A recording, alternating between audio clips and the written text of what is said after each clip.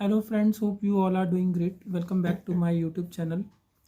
So today I'm going to discuss about one of the very recent notification which came on 24th of Jan 2024 issued by Ministry of Corporate Affairs, namely the company's listing of equity share in permissible jurisdiction rules 2024.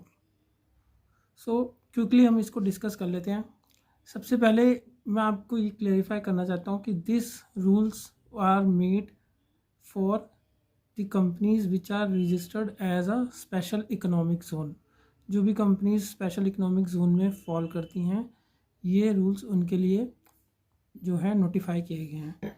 तो इन rules में उन companies को authorised किया गया है, उन companies को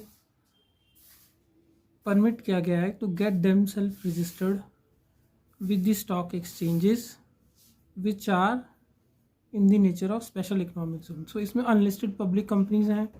secondly, जो ऑलरेडी लिस्टेड है companies, they also them self can get listed on the permissible jurisdiction. Permissible jurisdiction का मतलब क्या है यहाँ पर जी, which is defined in the schedule 1 of these rules. तो शेड्यूल 1 में दिया गया परमिशिबल जुरिस्डिक्शन है international financial service centre in India, एक उनको बोला गया है। दूसरा परमिशिबल स्टॉक एक्सचेंज दो है, international India international exchange, national stock exchange and international exchange.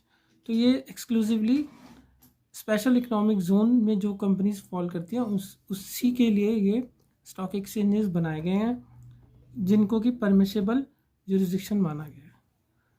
So friends, कुछ कंपनीज को डिसअलाउ किया गया है, एग्जाम्प्ट किया गया है, which can not apply.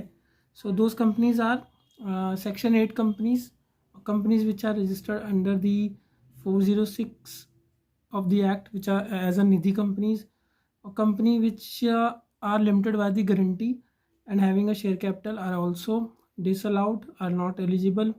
Any company whose outstanding deposit, any company who has accepted any deposits in past and that deposit is still outstanding as per the chapter 5 of the act, they are also not eligible. Company who is having a negative net worth is also not eligible. Company who has made default in the payment of bank dues or in the payment of public financial institutions or for the non-convertible debentures are also disallowed, including the other secured creditors. अच्छा, इसमें एक चीज़ ये देखने वाली है, अगर किसी company ने कोई डिफ़ॉल्ट किया है और उस डिफ़ॉल्ट को गुड कर दिया था, अगर डिफ़ॉल्ट को पेमेंट कर दी थी और इस इवेंट को हुए अगर 2 साल हो चुके हैं, तो वो कंपनी जो है अलाउ हो जाएगी। अगर 2 साल नहीं है तो वो डिफ़ॉल्टिंग कंपनी मानी जाएगी, तो वो डिसअलाउ रहेगी, वो एलिजिबल नहीं होगी to get themselves registered on the stock exchange. So और इसके बाद ऐसी कोई भी कंपनी जिसने वाइंडिंग अप के लिए एप्लीकेशन लगाई होगी वो भी इनएलिजिबल रहेगी। और any company which fails to file its annual return under section 92 of the companies act. So और इसमें रूल 4 में वो कंपनीज के बारे में बताया गया है, अनलिस्टेड पब्लिक कंपनीज, भाई किन किन कंडीशन में they can themselves get registered on the permissible exchanges.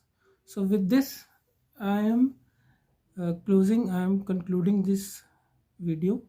Thanks a lot for all your support. Keep watching, liking and sharing my channel. Thanks a lot.